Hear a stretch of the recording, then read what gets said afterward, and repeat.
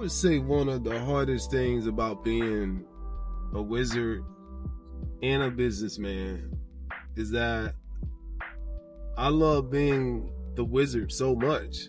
Sometimes I just want to retreat to the woods and just be to myself. You know, it's been a interesting journey because when I first started getting into spirituality, all I wanted to do was sit around, burn incense all day and meditate. I mean, I'm talking hours a day. I would meditate for like 5 hours a day. And then one day I had an awakening. Now, I don't know what everybody else means by awakening, but for me, when I say awakening, means I became consciously aware that I'm more powerful than I previously believed I was, that I was the creator of my reality, that I was the wizard. I came to this planet with a mission, and I remembered that in that download that I experienced in meditation that day. But the inner world is so amazing that sometimes, you know, it makes you want to retreat for a long time. You know, this is why so many spiritual people are poor, because they get so wrapped up in the internal world that they forget about the external world. They forget about the 3D. They forget about the matrix. So for me, learning how to be deeply spiritual, but also financially abundant has been very important for me. So being spiritual and rich, because, you know, I did the same thing. I retreated from the world for a long time. And, you know, I didn't put anything of value out into the marketplace, right? And because of that, I ended up becoming, you know, just still being poor. I was raising my vibration, but I wasn't making any money. And so fast forward to now, I am financially abundant, and I still love to retreat. You know, I retreat on a daily basis. You know, I go in the woods, I meditate, I sit to myself on a daily basis. But I also know the importance of making sure that I'm financially secure. So, you know, most of the time you're going to see me with, you know, a lot of the times you're going to see me with just t-shirts and pair of shorts on or a hoodie in the woods. And then on a day like today, you're going to see me fully dressed, fully flocked as a businessman. And it's been a beautiful dance of learning how to be the wizard, not only in the woods, but also be the wizard in the boardroom as well. And then also be the wizard as a father, you know, and a lover, you know, all of the things. So learning how to balance your spirituality with the 3D world is very important, because you didn't come to planet Earth just to live in the spiritual realm and meditate all day. I mean, that's also part of it. Again, I meditate for at least an hour every single day, even today. I spend a lot of time in the woods, even today. But I also know that I'm here to participate in society and bring something of value to the marketplace. You know, conscious capitalism, you know, being mindful of, you know, the products and services I'm adding to the marketplace, knowing that, you know, for the right people, these products and services are going to be valuable for them. There's a dance, and you can do it. You can be rich and you can be spiritual at the same time. You can, you know, meditate and levitate and astral project and talk to your spirit guides and all of that. But you can also be grounded as well. You don't have to just be totally one or the other. You can be both. You can be sexy and everything else. staying focused and staying balanced is like one of the major keys. Zoomed in listening to what everyone is saying, and I think that's what we're all trying to get back to, is like no more distractions, no more trying to escape from reality. We all genuinely want some form of connection, intimacy, or just even being present in our own life. Stuff like that, it makes it difficult for me to make friends, to be honest with you.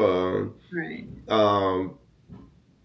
I don't have many friends. I have a lot of associates. I'm the popular loner. Everybody knows of me, but nobody really knows me. And I love it that way because I'll give you a prime example. This is radical thinking. I tell people that if you don't meditate, we can't be friends. Like, if you don't meditate, there's no way we can be friends because you haven't done the inner work. Like, you're not doing the work. Because when you do the work, it changes you. And you know that whatever you do to somebody else, you do it to yourself. And for me, there's very few people that I know that actually meditate. I know a lot of people that can talk the talk. A lot of people that can talk about law of attraction, talk about thinking positive, talk about manifesting, right? Manifesting is now a regular buzzword in this world. I know. It didn't used to be like that. I wouldn't mind it if it was actually coming with practice, that conscious practice, but this is just people talking because they heard Steve Harvey talk about it. But anyway, for me, I don't call many people my friends, because if I'm your friend, I got a whole nother level of connection with you. I know you're doing the work. I know, because if you're doing the work, you're not going to be hating on me. You're not going to be jealous of anything I got going on. I don't have to worry about you. On you. Huh? Vomiting on you. Right. Yeah, exactly. Problems. Facts. So I don't call too many people my friends for that reason. Because it's, but yeah, it disconnects me. I keep it very surface level with people, but I also love it because when I go out, like, people are easy to read. I know if I talk about, I don't watch sports, but I know if I want to get on this person's good side, I just mention a sports game and talk about some of the highlights. That's easy. If I want to get on this person good side, all I got to do is say God 10 times in a row, and I'm going to automatically get a pass with them. If I want to get on this person's good side, all I got to do is show up wearing this person's favorite football team. And I don't do it. But what I'm saying is, the game is easy to play. I'm a popular loner. I have over 270,000 followers on TikTok. Maybe one person knows me. You know what I mean?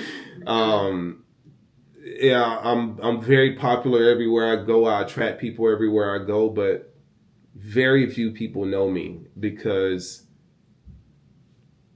are we talking about the work or we're not? Yeah. How do we get on this planet? Anybody want to talk about that? Like, how is this even possible? Like, if we can't have that conversation, then I know for sure, like, I can't be friends with you, and we don't have to agree, but you don't tell me you don't think about this stuff. There's a ball a fire in the sky that we call the sun, and nobody thinks that's just normal. What I mean? Yeah. So for me, it's just, are you doing the work? Are you meditating every day? Are you? And I'm serious about the meditation, because, like, it takes so much discipline to sit there. It does. In a world where social media and anything you want to watch on TV is right there at your disposal.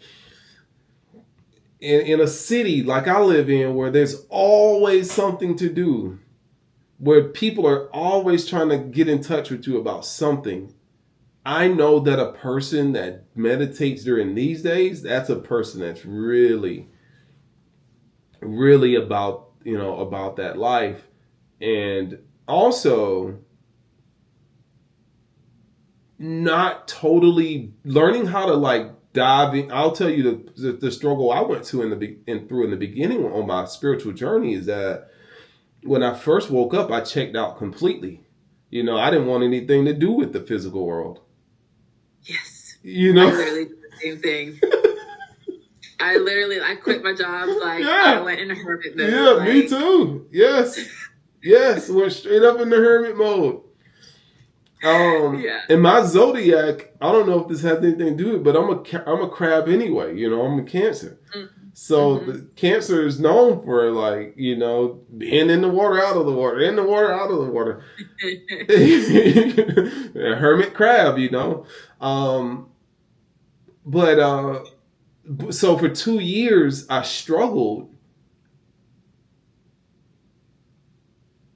financially because I checked out completely from the physical world. Like I didn't care about money. I didn't care about, I don't care. Why we need money? Like what? Like, walk me through that. So 2 years you struggled finanically because you just checked out. Yeah. Well, I was already struggling before that. but the spirituality just took the cake. It was like money only comes from other people, and if you're not hanging around other people, how are you gonna make money?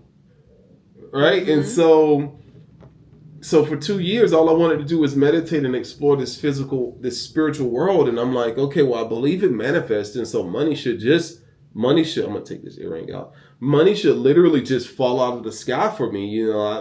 I'm visualizing, I'm manifesting. I'm like, I'm talking to my spirit guides. I'm journaling. I'm doing everything.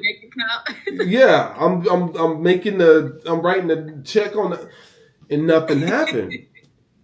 And fortunately, I did discover how to make some money. Still in hermit mode, I started buying and selling used products from garage sales and selling them on Amazon. And I started making a profit that way very, very easily. Never had to leave my house other than to go to a garage sale, which I loved to go into at the time. And even the post office, the people would pick up the packages from my door. But so I still got to live a hermit crab life. But what I really realized is that there was a reason why I rapped. It wasn't because I was infatuated with just the gangster rap. It was because I believed that I mattered and I believed that I had something of value to say. At the time, I didn't perceive it that way. I just knew I had to get a lot off my chest, And I also realized that there was a reason why I was comfortable getting on stage and rapping in front of people. And that was because I was meant to be seen. I was meant to be seen and I was meant to be heard. And hermit mode was the opposite of that. So what I developed over the years, I call it the hermit matrix, where I'll go into the matrix and then I'm back in hermit mode. Yeah. I go into the matrix. Hello, everybody. And then I'll go back in hermit mode. And I do this daily.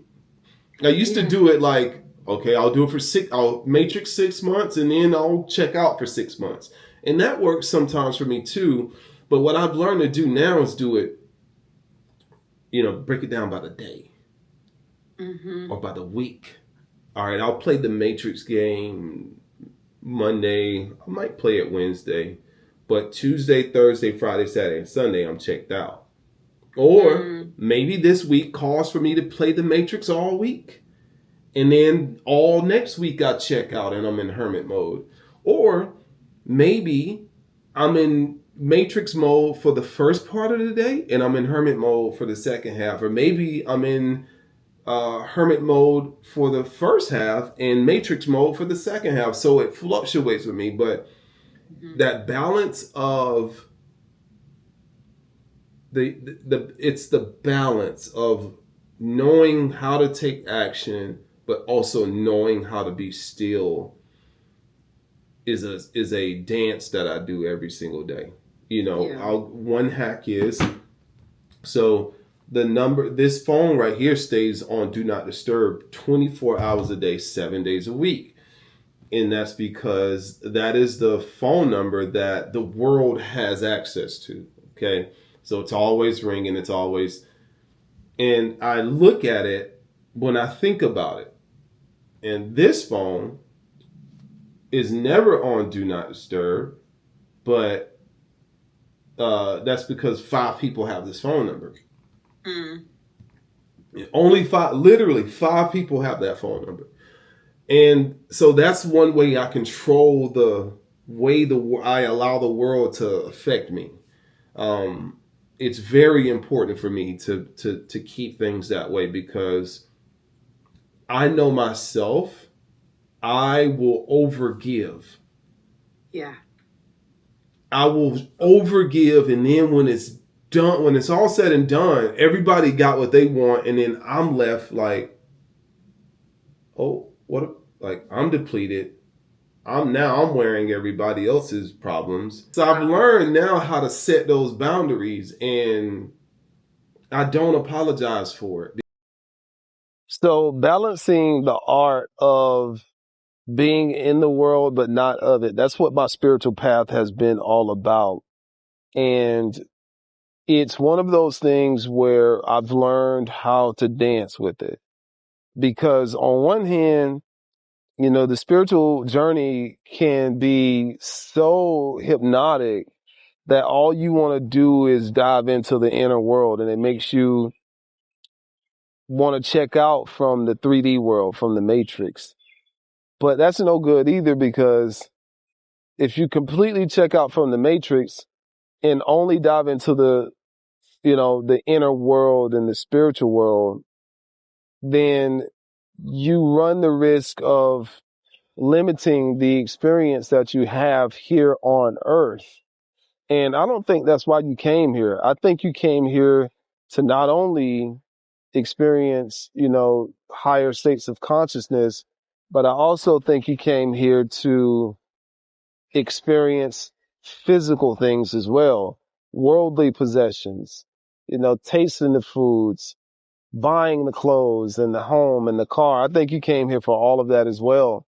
But what I see is that a lot of times spiritual people, myself included, want to just check out and only meditate and only astral travel and only talk to their spirit guides.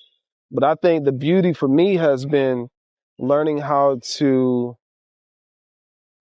do deep dives daily on that inner world, but also get out here and commingle with the physical world as well. And that's how you become a modern wizard. You don't become a modern wizard by completely disassociating with society. You become a modern wizard by learning how to have your space for that inner connection, that inner presence, but also learning how to be fruitful in the physical world as well. And what that looks like for me is I have a set amount of time that I dedicate to my inner work when I first wake up in the AM. And for me, I don't let anybody talk to me except for a few people before 10 o'clock every single day. And I find that that's the time that I need to devote to my spiritual practice, to my guidance.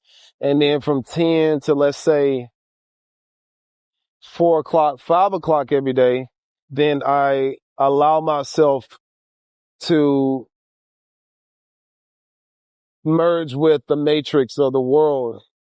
And it's been very fruitful for me to do it that way, because again, it's that dance, it's the dance of checking in and then also checking out, or checking out and then checking in.